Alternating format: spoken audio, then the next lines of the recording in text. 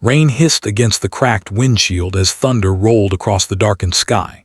The engine coughed and died. In that moment, Raza felt something deep inside him snap. The fragile hope he had clung to since childhood, battered by disappointment and failure, now threatened to shatter completely.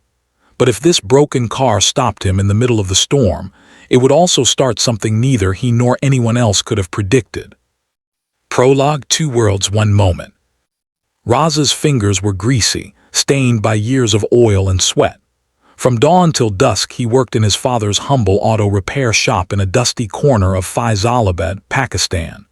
Every wrench he picked up carried stories: engines that wouldn't start, pistons that refused to align, customers who pleaded and bargained.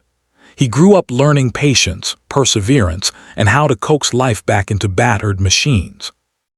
On the other side of the city, Layla Khan lived a life of glass towers and boardrooms. The CEO of a fast-growing tech startup, she had everything: driven ambition, polished speech, a sleek car that gleamed under city lights. But behind the polished veneer was a heart riddled with loneliness. Her father had died when she was young, her mother remarried abroad, leaving Layla emotionally adrift and longing for trust she didn't know how to build. She worked hard, became strong, built walls. Fate, as so often with the broken and the proud, found a way to break through those walls. Chapter 1: The Rain-Soaked Collision of Worlds. It was one of those heavy monsoon afternoons when the sky seemed to weep as much as the earth below. Layla's new executive sedan splashed through flooded streets. In a sudden lurch, the engine stalled just as she drove over a patch of water. The car died. She tried, again and again, to restart it. But the dashboard glowed mockingly, the lights dim, and finally silence. Panic fluttered in her chest. She was supposed to be at a board meeting in 10 minutes. She glanced around. The streets were half flooded, passers-by hurried home. No taxis, no ride. The storm had turned the world upside down.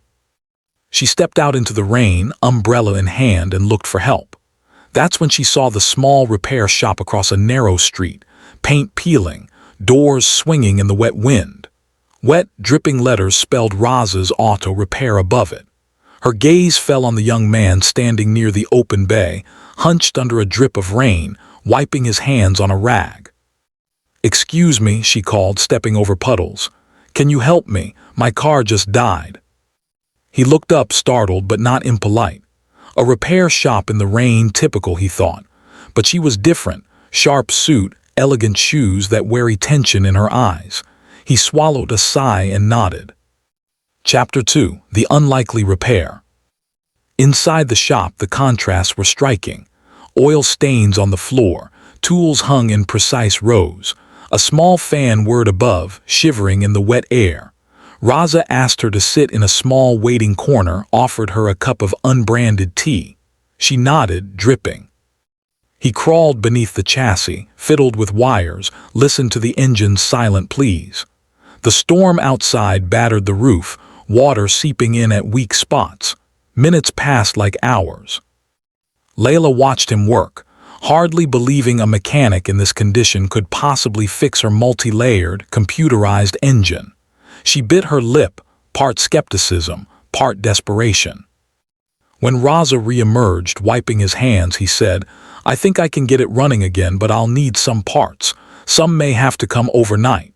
His voice was steady, though his eyes showed concern. "It's not guaranteed." She closed her eyes, exhaled. She realized then how vulnerable she was, not just stranded in the rain, but in life. They waited, he tinkered. She sat quietly, listening to the hum of dripping water, the distant rumble of thunder. She found herself drawn into this world so unlike hers, a world of grime and truth, where things broke, got mended, sometimes broke again. Finally, he turned the key. The engine coughed, sputtered, then roared to life. Relief flooded her. She smiled, a real, reluctant one. He returned it, small and shy. But the parts he needed would arrive only the next morning. She had to leave. Chapter 3: Bridging the Distance. Layla insisted on paying more than necessary. He refused. She argued. He stood firm. Finally, reluctantly, she laced her fingers with his, held out crumpled bills, and left. But she could not leave him in her thoughts. Over the next days, guilt and gratitude tugged her heart. She returned. She brought water bottles, lunch, help in small ways, things he did not ask for, things that made him uneasy. He was used to being independent, carrying burdens in silence. She was used to commanding, controlling, keeping distance. They clashed. She wanted to upgrade the shop, buy new tools, move into the city. He feared debt, failure, the risk of losing what he had. She mocked the old setup. He chastised her for not understanding what it cost to live in the margins. Conflict grew, they fought, hurt feelings were exchanged. "You don't see me," Layla said one evening, voice trembling. "You only see what I represent, mistakes, privilege, everything I've tried to distance myself from." Raza looked away. "You just don't understand what it means to fight for every rupee, to be looked down upon because you're poor, to carry your father's dreams on your tired arms."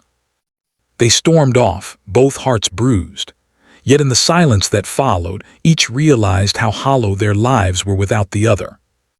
Chapter 4: The Storm of Adversity. A week passed. The parts arrived. They worked together side by side, rewiring, replacing, testing.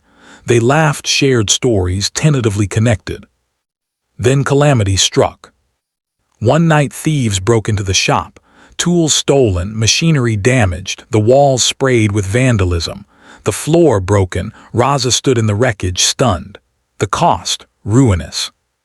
How would he pay rent, order parts, keep the business afloat? Layla arrived at dawn to find him in despair. She saw the ruins, shards of glass, scattered tools, his face hollowed by grief. She rushed to his side. Without waiting, she called contacts, her investors. She insisted on helping. He refused to accept. Pride warred with desperation. They approached banks. She used her status. He walked humbly, hat in hand. Some banks looked down. Others demanded collateral they did not have. Doors closed in their faces. During this struggle, their relationship wavered. Doubts crept. Was her involvement a charity? Was his pride too rigid? Would she eventually leave him behind when things got tough? They argued. She accused him of mistrusting her. He accused her of not understanding his pain. Yet in the darkness, something beautiful was brewing. A bond forged by sacrifice, by trust, by shared brokenness. Chapter 5: Climbing from the Depths. They resolved to rebuild from within. Layla invested in marketing, helping with social media, branding. She connected Raza's shop with an online platform for auto repairs. Through her network, she arranged for soft loans, partnerships. Raza trained apprentices, organized quality control. But this journey was not smooth. Some customers still looked down. Some deals fell through. Some nights Raza returned home exhausted, asking, was this all worth it? One night Layla found him on the rooftop, staring at the stars, silent tears on his cheeks.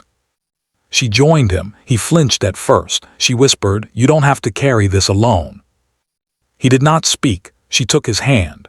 She admitted her vulnerabilities, loneliness, fear of betrayal, dropping walls. He listened, and tears came in his own eyes. They made silent vows, to keep fighting, to trust, to build something real together, not for money or status, but for a life of meaning. Slowly the shop regained customers. Word spread, mechanic shop with heart. Local drivers recommended them. Small successes grew. One day, a prominent car company asked for a collaboration, equipment, maintenance contracts. Raza nearly fell. Layla's reputation made them believe. They signed a deal. The shop expanded, hired more staff. At the grand reopening, Raza stood in clean walls, fresh paint, smiling children, employees, satisfied customers, orphaned to startup patrons. Layla stood beside him in a modest dress, not CEO garb, but with proud, humble warmth. They hugged. He whispered, "We did it." She whispered back, "We did it together." Chapter 6: The Turning Point. At the height of their success, a trial revived shadows. A large corporate competitor tried to swallow their contracts, offering undercut prices, threats. Some staff were lured away with promises. Suppliers delayed shipments. An economic downturn hit. Raza felt panic echo in his chest. He remembered the night the shop was ransacked. He felt fear creeping again. He wanted to quit. Layla felt torn. Her world of negotiations and networking could not always save him when pride was the barricade. But they stood firm. They refused to sell out. They promised employees security. They negotiated with suppliers, sometimes swallowing losses. They met clients face to face, showing integrity, showing heart. They turned the challenge into a message. Quality matters, human connection matters. Slowly, trust rebuilt. Customers appreciated the struggle. Many rallied behind them, willing to pay slightly more for service that came with dignity. The shop weathered the storm. In the end, the competitor backed off. They couldn't compete with a business built on love, integrity, grit. Chapter 7. Healing Wounds, Embracing Love. In private, Layla and Raza healed deeper wounds. Layla confessed heartbreaks she had kept hidden, abandonment, fear of being unlovable. Raza confessed shame he had carried, poverty, feeling invisible, fearing he'd never be enough. They wept together. They forgave others, forgave themselves. They fell in love not through fairy tale moments but through small ones. Sharing tea at dusk, walking across puddled roads, listening to each other's failures, celebrating small wins together. He once surprised her with a small engraved keychain. Together always, she cried. She kissed him. He laughed with tears. They didn't need grand declarations. What they had was real. A promise every morning to keep being kind, to keep being human. Epilogue, the strong, inspiring message. Years passed. The shop expanded into a chain. But Raza and Layla never forgot the rain, that night of vulnerability, that broken engine that forced them to meet. They walked the same flooded street on anniversaries, standing under the same neon sign, Raza's Auto Repair, now renovated, now a symbol. They gave back, scholarships to poor youth, training programs, free repair days for the needy. They told their story at schools. They spoke about dignity, love, perseverance. They reminded people that our brokenness can become the bridge to someone else's heart. In the end, the message was simple. We are stronger when we lean on others. Pride is painful. Vulnerability is powerful. Success earned by kindness lasts longer than success achieved by stepping on others. Every broken thing is an opportunity for healing, connection, and growth. So to you, dear viewer, when life stalls in the rain, don't despair. Let your brokenness open the door to help, to trust, to love. Because sometimes the most unlikely mechanic, the person you never saw, turns out to be the one who fixes not just your car, but your life. If this story touched you, please comment below this video and tell me what part moved you the most.